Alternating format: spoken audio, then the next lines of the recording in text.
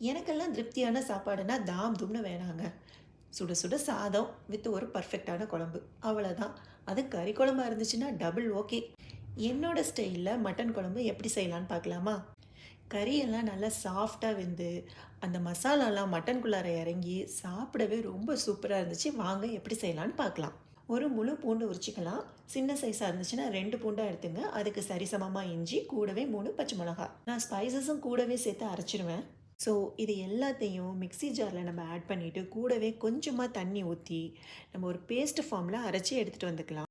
இப்போ நெக்ஸ்ட்டு ஒரு குக்கரில் 3 டேபிள் ஸ்பூன் கடலெண்ணெய் யூஸ் பண்ணியிருக்கேன். நீங்கள் நல்லெண்ணெய் வேணாலும் யூஸ் பண்ணிக்கலாம்.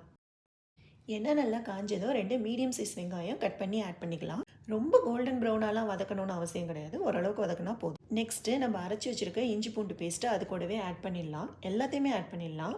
அது நியர்லி ஒரு 3 டேபிள் ஸ்பூன் கிட்ட வரும். அதுவும் நல்லா பச்சை வாசம் போகிற அளவுக்கு வதக்கிக்கலாம். இப்போது 2 மீடியம் சைஸ் தக்காளி கட் பண்ணி ஆட் பண்ணிக்கலாம். தக்காளி நல்லா சாஃப்டாக வர வரைக்கும் வதக்கிட்டு கொஞ்சம் கருவேப்பிலையும் ஆட் பண்ணிங்க. 1/2 kg மட்டன் ஆட் பண்ணிக்கலாம். இப்போ நெக்ஸ்ட்டு ஆட் பண்ண போகிற எல்லா பவுடருக்கான அளவுமே 1/2 kg மட்டனுக்கான அளவு தான். 1/4 ஸ்பூன் மஞ்சள், 2 ஸ்பூன் மிளகாய்த்தூள். இந்த கிரேவி கொஞ்சம் காரமாக இருக்கும், அதனால் நான் 2 ஸ்பூன் வரைக்கும் ஆட் பண்ணியிருக்கேன். உங்களுக்கு வேணும்னா கொஞ்சம் கம்மியாக போட்டுங்க. 1 1/2 ஸ்பூன் தனியாத்தூள், 3/4 ஸ்பூன் கரம் மசாலா தூள். தேவையான அளவுக்கு உப்பு ஆட் பண்ணிக்கலாம். 1/2 ஸ்பூன் ஜீரகத்தூள், 1/4 ஸ்பூன் மிளகு. இது எல்லாத்தையும் ஆட் பண்ணி எல்லாம் நல்லா மிக்ஸ் பண்ணுங்கள். மிக்ஸ் பண்ணதுக்கப்புறம் தேவையான அளவுக்கு, அதாவது கறி முழுகிற அளவுக்கு தண்ணி ஊற்றிட்டு 5லேருந்து 6 விசில் வரைக்கும் வச்சு எடுத்துக்கலாம். கறி நல்லா வேகலை அப்படின்னா எக்ஸ்ட்ரா 2 விசில் கூட வைங்க. நல்ல கறியெல்லாம் வெந்து அந்த மசாலாலாம் உள்ளே சூப்பராக இறங்கியிருக்கும். ப்ரெஷர் அடங்கினதும் ஓப்பன் பண்ணி பாருங்கள். அந்த வாசமே நம்மளுக்கு பசியை தூண்டிடும். நான் ப்ரெஷர் அடங்கினதுக்கப்புறம் ஓப்பன் பண்ணிவிட்டு உருளைக்கிழங்கு ஆட் பண்ணுவேன்.